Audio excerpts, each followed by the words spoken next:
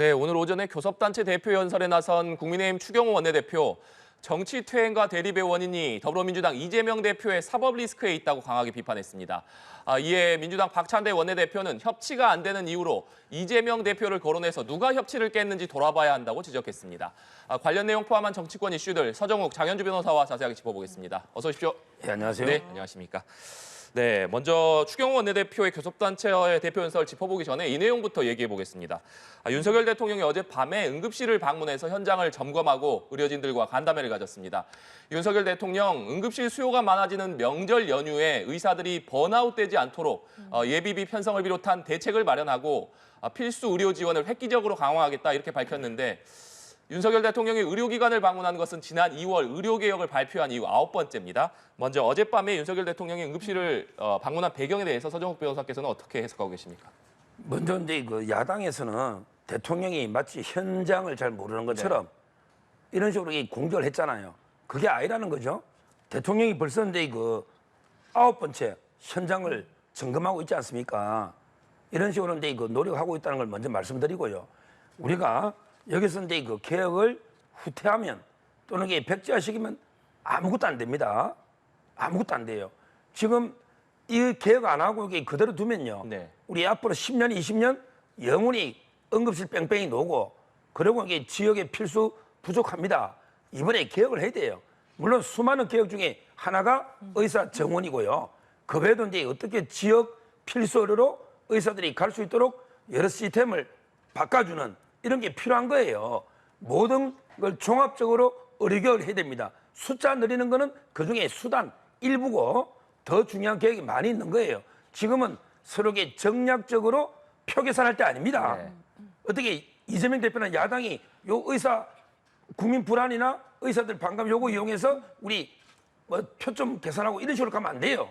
윤석열 대통령한테 전적으로 힘을 실어줘야 됩니다. 이걸 돌파할 수 있도록 왜 야당도 의료계획 주장했었잖아요. 문재인 정권 때 숫자 정원 주장했었잖아요. 그렇다면 지금 와서 이렇게 백지화시키자 뭐 지금 전면 개편하자 이래서는 아무것도 안 되고 윤석열 대통령이 개혁을 완수할 수 있도록 힘을 실어줘야 된다. 야당도. 이 말씀만 드립니다. 네, 의료개혁, 윤석열 정부가 추진하고 있는 의료개혁 성공을 위해서 여야가 힘을 합해야 된다. 이런 말씀이신데 장현주 변호사께서는 어떻게 보십니까? 글쎄요, 대통령께서 이제 어제 밤에 응급실 현장을 방문한 것은 그만큼 지금 현재 상황이 엄중하고 국민들의 불안이 얼마나 큰지를 또 보여주는 장면이었습니다. 그런데 아시다시피 8월 29일에 있었던 대통령의 기자회견에서는 사실 어려움들은 있지만 비상 진료 체계가 잘 작동하고 있다라는 취지로 대통령이 말씀을 하셨거든요. 그렇기 때문에 당시에 이 발언을 두고 아니, 대통령의 현실 인식이 잘못된 거 아니냐라는 비판 굉장히 많았었습니다. 국민들께서는 상당히 지금 응급실 뺑뺑이 때문에 불안해하시고 지금 뭐 가족 친지들끼리 만나면 덕담으로 요즘 같은 시기에 절대 아프면 안 된다 이런 인사를 주고받는 시대가 되어버렸거든요. 그만큼 국민들이 불안해하시고 있는데 대통령이 현실을 제대로 알고 있느냐 이런 비판이 지금 굉장히 커졌기 때문에 그래서 어젯밤에도 전격적으로 이 현장을 방문한 것 아닌가라는 생각도 듭니다. 그리고 대통령이 같은 날 기자회견에서 또 무슨 말씀하셨냐면 뭐 의료 현장을 직접 가봐라 이런 말씀도 하셨거든요. 그 말을 들은 건지는 모르겠지만 한동훈 당대표도 그리고 이재명 대표도 응급실 현장을 다 찾았습니다. 그리고 나니까 아무래도 여야 당대표들이 응급실 현장, 의료 현장을 찾아서 지금 현재 문제의 심각함들을 좀 국민적으로 좀 다시 한번 점검하는 이런 모습들을 보였기 때문에 아마 대통령실에서도 이런 의료 개혁이나 또는 의료 공백 이런 관련된 어떤 이슈에서 본인들이 좀 떨어지면 안 되겠다, 처지면 안 되겠다 이런 문제의식도 저는 있었다고 생각합니다. 그렇기 때문에 이런 이슈나 이런 논란이나 또 여론에 있어서 좀 주도권을 선점하기 위해서라도 대통령실에서 대통령이 직접 응급실 방문하는 모습이 필요했던 거 아닌가 이런 부분도 생각이 듭니다. 네, 이런 가운데 국민의힘 내부에서는 조규홍 복지부 장관 그리고 박민수 2차관이 책임을 지고 물러나야 한다 이런 목소리가 나오고 있습니다.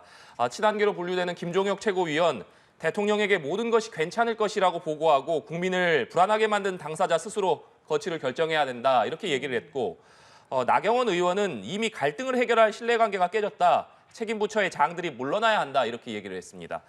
지금 이번 의료개혁을 위해서 서정욱 변호사께서는 여야를 막론하고 힘을 합쳐야 된다 이렇게 말씀을 주셨는데 국민의힘 내부에서 지금 책임자들이 좀 책임을 져야 되는 것 아니냐 이런 목소리가 나오는 상황에 대해서는 어떻게 보십니까? 저는 이제 개인적으로는 반대합니다. 옛날 말이 그 전쟁 중에는 장수를 바꾸지 않는다 이런 데 말이 있어요. 전쟁 중에 장수 안 바꾸는데 물론 제가 지금 의사단체하고 전쟁이라는 표현이 아닙니다. 네.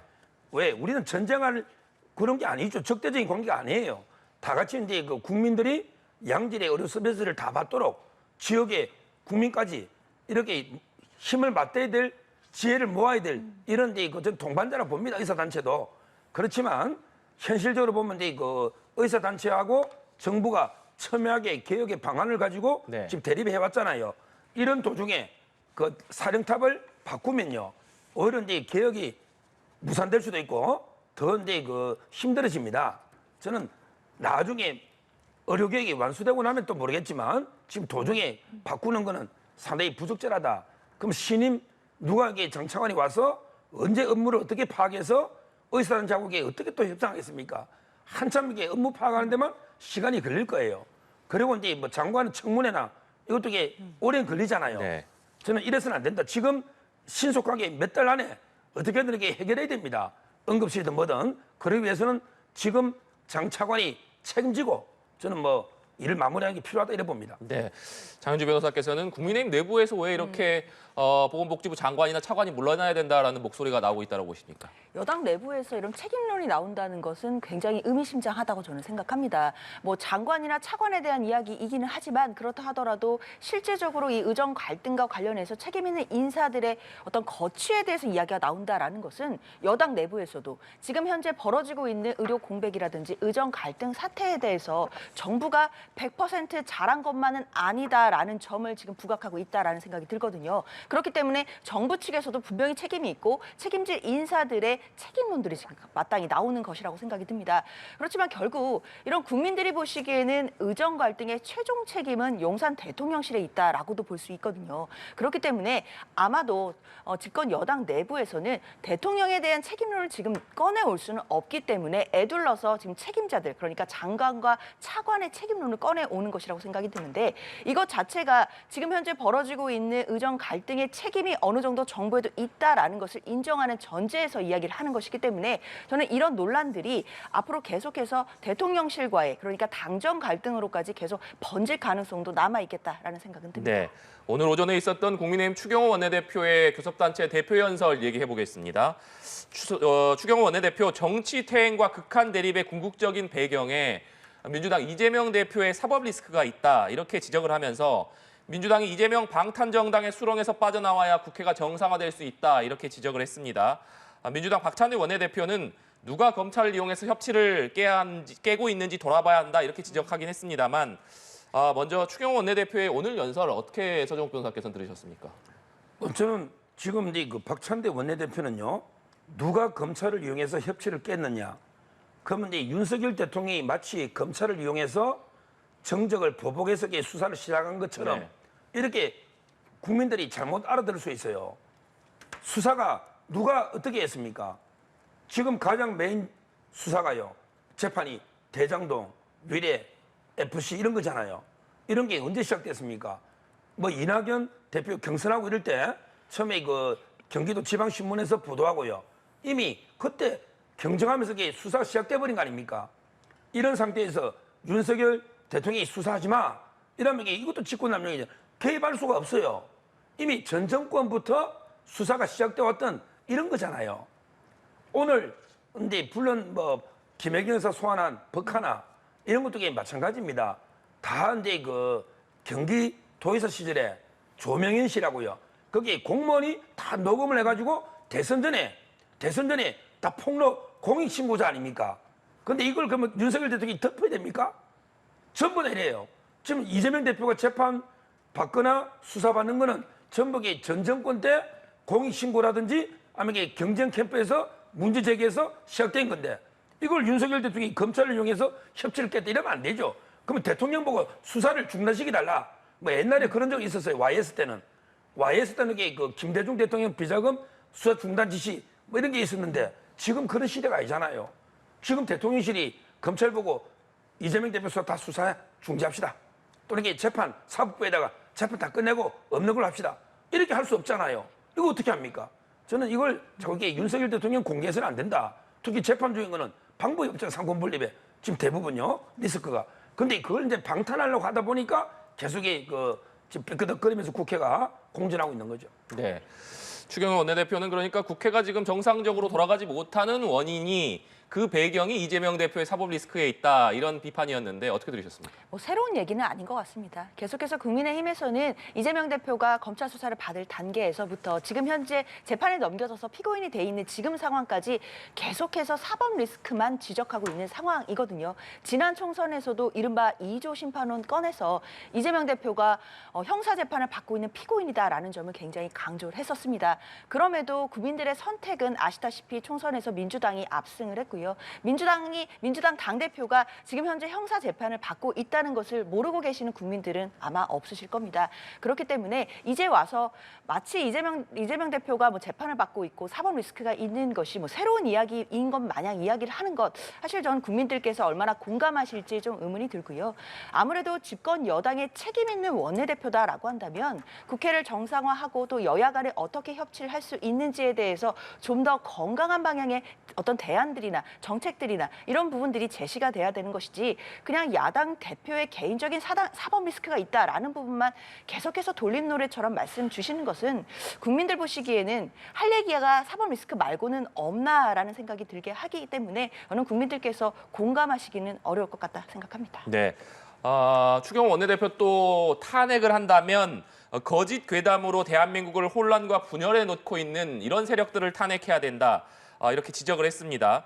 오늘 추경호 원내대표가 이렇게 거짓 괴담 세력이라고 강하게 비판한 것을 놓고 어제 박찬대 원내대표가 교섭단체 대표 연설에서 윤석열 대통령을 겨냥해 불행한 전철 이렇게 얘기를 했습니다. 이것이 탄핵을 암시했다 이런 해석이 나오고 있고 그렇기 때문에 추경호 원내대표가 탄핵을 한다면 거짓 괴담 세력을 해야 되는 것 아니냐 이런 지적을 했다라는 목소리도 나오고 있는데 지금 물론 민주당에서 계속 계엄령 준비 의혹을 제기하고 있고 또 이런 상황을 함께 지적한 것 아니냐 이런 분석도 나옵니다. 어떻게 보십니까? 괴담이라는 게 이제 그 한자로 하면 유언, 비언인데요. 유언이라는 건 이제 흘러다니는 말이고요.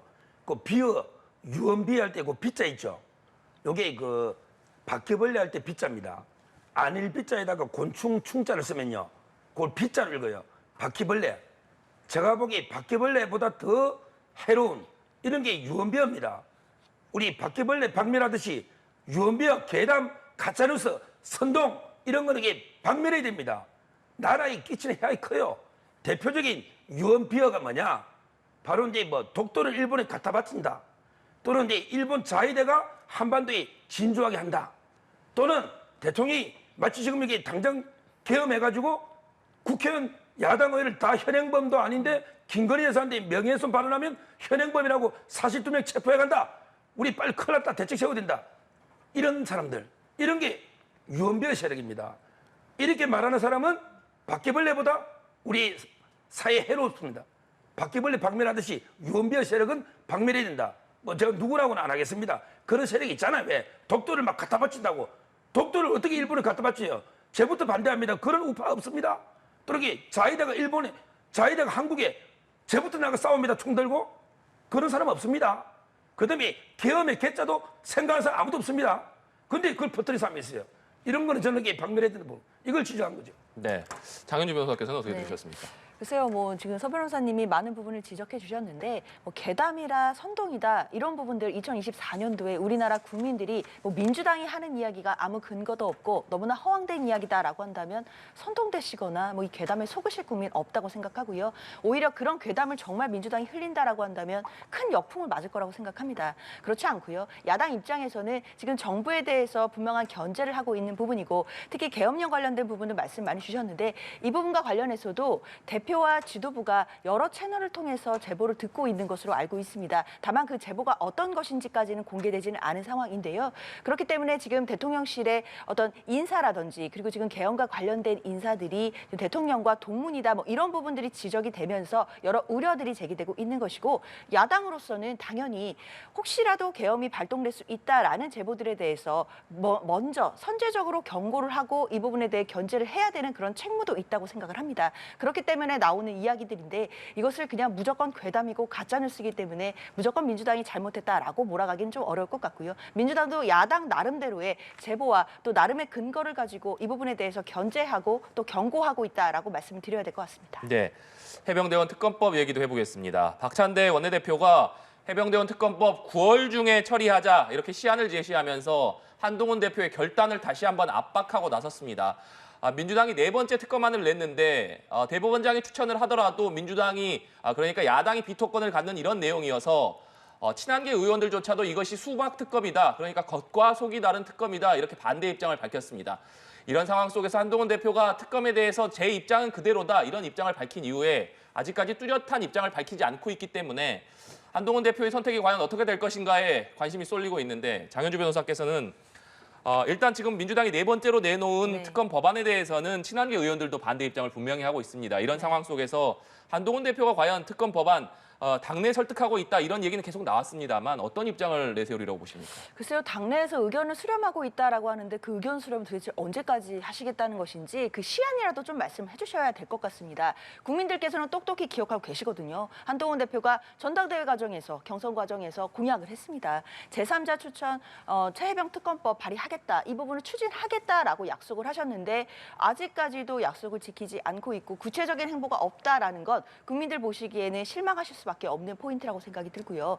그럼에도 지금 민주당이 또 네 번째로 발의한 법에는 대법원장이 추천하는 부분들이 있습니다. 물론 국민의힘 친한계 의원들이 반대하시는 뭐 쟁점들도 있는데요. 네. 그러면 저는 꼭 부탁드리고 싶은 게 반대를 하시고 이 방향이 아니다 싶으시면 제발 좀 그러면 본인들이 원하는 내용을 담아서 발의를 좀 해주셨으면 좋겠습니다. 그러면 얼른 법사위에 올려서 이야기도 해보고 서로 간에 조율해보고 논의해보고 협치해볼 수 있는 또 방안이 열리지 않겠습니까? 야당이 일단 제3자가 추천하는 것, 대법원장이 추천하는 안까지도 내줬음에도 이것은 그냥 무조건 받아들일 수 없다라고 말씀하실 것이 아니라 그러면 원하시는 수정안에 대해서 다시 발의를 해주신다라고 한다면 빠르게 논의할 수 있지 않을까, 열려있다 이렇게 말씀드리겠습니다. 장현주 변호사께서도 얘기해 주셨습니다만 민주당에서는 그렇다면 한동훈 대표가 자체적인 특검안을 빨리 내라 이런 요구를 하고 있지 않습니까? 한동훈 대표가 어떤 선택하리라고 보십니까?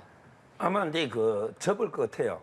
이제 최상병 특검은 이제 이 논의 좀 끝냅시다. 이거 먹고 사는 문제도 아닌데 이거 접을 것 같아요. 다만 이제 명분이 뭐냐면 옛날에 전당대회 할 때는 제3자 추천 특검 하겠다 했잖아요. 그런데 이번에 말을 바꾸면 또 이게 비판이 있을 수 있으니 한동훈 대표가 이제 이런 명분을 내시면 됩니다. 제가 팁을 주면 그 이후에 전당대회 이후에 임성근 사단장이 무혐의 불송치가 났잖아요. 근데 임성근 사단장 구명하려고 뭐 개입했다는 거 아닙니까? 근데 결과적으로 이게 잘 됐잖아요. 억울한 사람 빼내는 게 맞잖아요. 결과적으로 그러면 임성근 사단장이 무혐의가 났는데 굳이 특검할 필요가 없다는 거 명분. 그다음에 공수처가 대통령 핸드폰까지 다 뒤졌는데 나온 게 뭐 있습니까? 이게 뭐 특검을 하는 의미입니까? 특검이 가면 윤석열 대통령이 통화 내용까지 싹 들어서 녹음도 안 된 거 들어서 알 수 있습니까?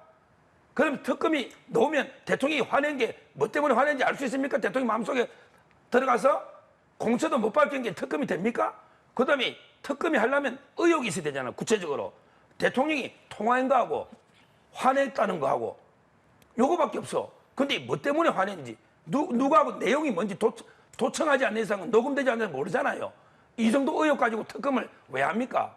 저는 이제라도 그 한동훈 대표 특검을 국민한테 양해를 구하고 깨끗하게 이제 논의를 접고 끝내야 된다. 그리고 민주당 아니죠.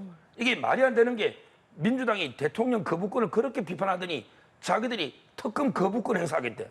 무슨 말이냐면 이게 대법원장이 4명 추천하잖아요. 네. 내 마음에 안 들면 4명 다 각오에 새로운 4명 가져와. 딱 보니까 내 마음에 안 들어. 새로 가져와. 이게 거부권 아닙니까? 다른 말로 비토권. 이게 뭡니까? 이게 뭐 제3자 추천 특검입니까? 결국 자기들 마음에 드는 사람 자기들이 뽑겠다는 거 아닙니까? 비토권을 무한정 행사하면. 그렇잖아요. 따라서 저는 뭐 이번에 민주당 안은 말이 안 되는 거고 거기에는 뭐 국민의힘이 전혀 뭐 응할 이유가 없다고 봅니다. 협상에. 네, 알겠습니다. 오늘 두 분 말씀 여기까지 듣겠습니다. 지금까지 서정욱, 장현주 변호사와 얘기 나눠봤습니다. 오늘 말씀 고맙습니다.